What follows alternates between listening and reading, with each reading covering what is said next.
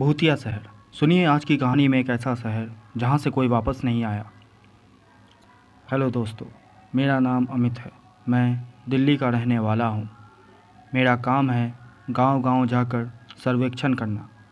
ऐसे ही एक गांव का काम मुझे मिला था, जहाँ जाकर सर्वेक्षण करके रिपोर्ट देना था। मगर ये गांव ऐसा लग रहा था जैसे ये लोगों से बच रहा है। यहाँ आने में मुझे इतनी तकलीफ़ हुई जो आज तक नहीं हुई थी। ये गांव आने के लिए एक दूसरे गांव तक एक ट्रेन आती है, फिर वहां से बस के रास्ते यहाँ आना पड़ता है। मैं बहुत थक चुका था, मुझ में एक जरा ताकत नहीं बची थी। मैं जो बस से पहुंचा था उसमें भी बहुत कम लोग थे और सबके कोई ना कोई रिश्तेदार आए हुए थे उनको लेने के लिए। मैं भी बस से नीचे उतर गया। रात के 3 बज रहे थे। कुछ भी नहीं था, न एक आदमी, न ही कोई आने जाने का सामान। मैं भी बस स्टैंड के आगे की तरफ बढ़ने लगा।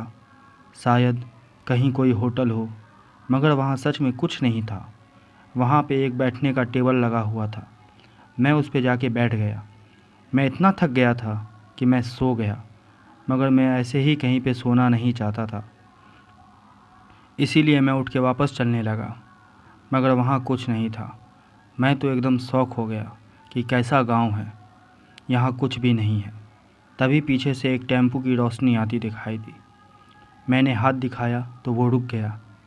मैं उसके पास गया और उससे पूछा कि भैया, यहाँ कोई होटल है तो मुझे वहाँ लेते चलो।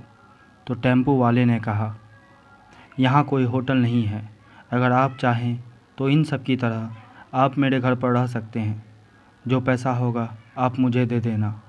मुझे पहले तो शक हुआ, मगर मैंने उन 2 आदमियों की तरफ देखा तो वो लोग हंसने लगे।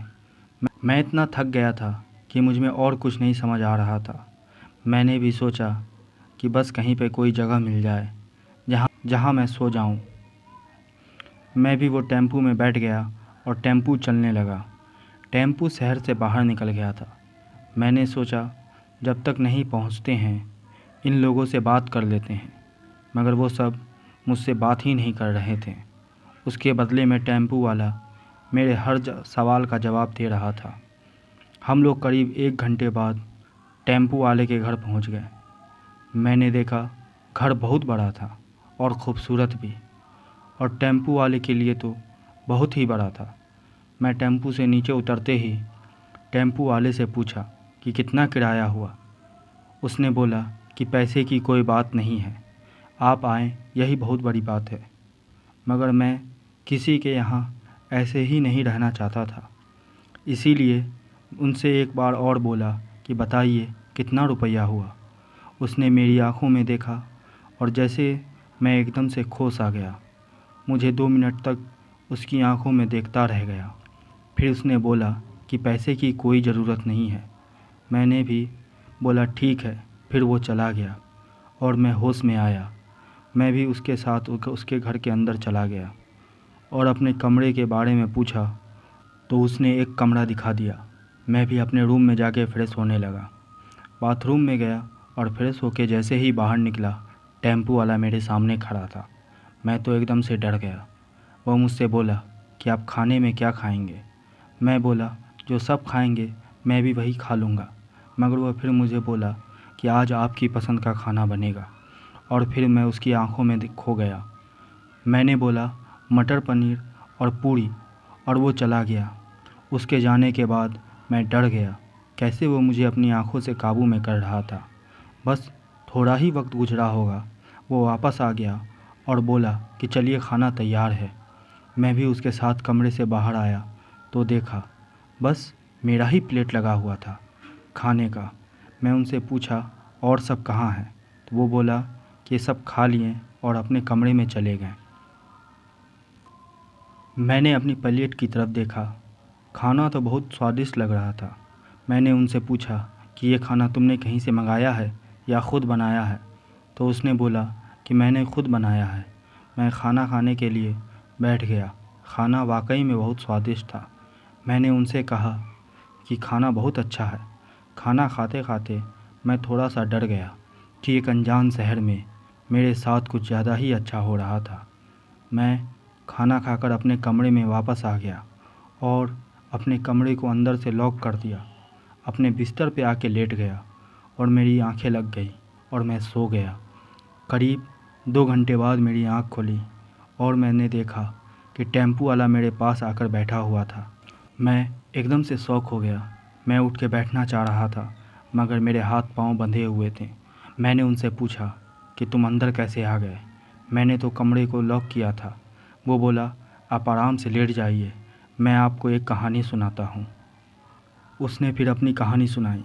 वो बोला कि मेरा एक खुशहाल परिवार था जिसमें मेरे साथ मेरे पापा और मम्मी, मेरी बीवी और 2 छोटे बच्चे थे। एक दिन मैं अपने दोस्त की शादी में गया हुआ था। करीब 1 हफ्ते बाद वापस आया। मैंने देखा मेरा पूरा घर जल गया, जिसमें मेरा पूरा परिवार ख़त्म हो गया था।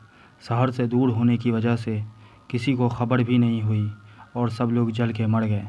मैं 2 दिन तक इसी घर में बैठ कर रोता रहा और अपना बैग उठा कर बस स्टैंड की तरफ चल गया। मैं ये शहर में नहीं रहना चाह रहा था।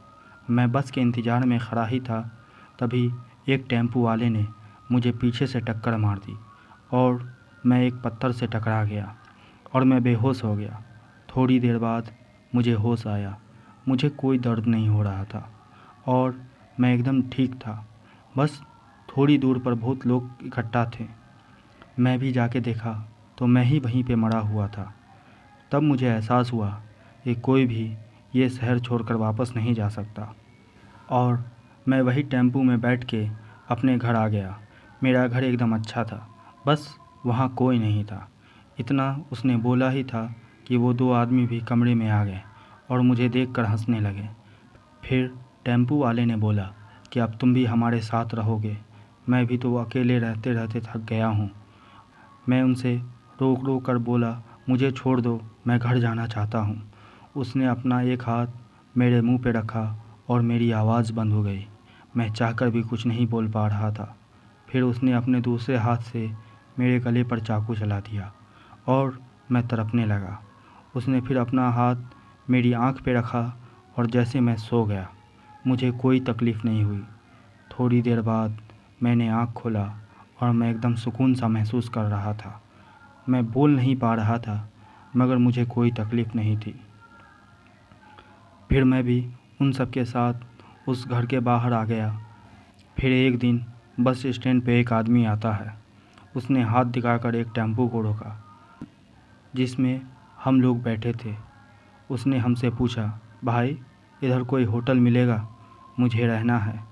हम सब ने एक साथ मुंह हिला के हाँ में इशारा किया।